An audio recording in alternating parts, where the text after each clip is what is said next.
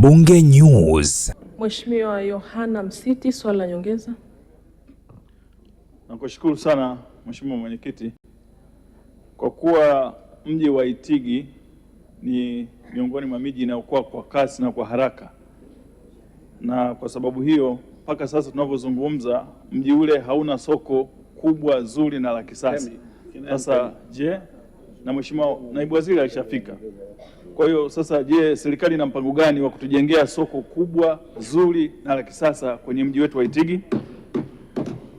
Majibu Mheshimiwa Naibu Waziri. Asante sana Mheshimiwa Mwenyekiti. Mheshimiwa Mwenyekiti, kwa bahati nzuri wiki moja iliyopita nilishiriki katika ziara Mheshimiwa Dr. Mwigulu Lameck Nchemba, Waziri Mkuu wa Jamhuri ya Muungano wa Tanzania, katika jimbo la Itigi.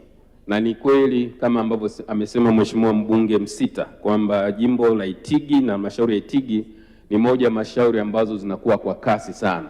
Kwa nini kuhakikishia Mheshimiwa mbunge tumeshaweka mpango. Kwanza tulikubaliana siku ya ziara Mheshimiwa Waziri Mkuu kwamba tumetenga eneo kubwa kwa ajili ya kujenga stand, lakini tunaendelea kutafuta eneo kwa ajili ya kujenga soko kubwa litakaloendana na mji wa Itigi. Kwa nini kuhakikishia Mheshimiwa mbunge kwamba mpango huu utaendelea kutekelezwa.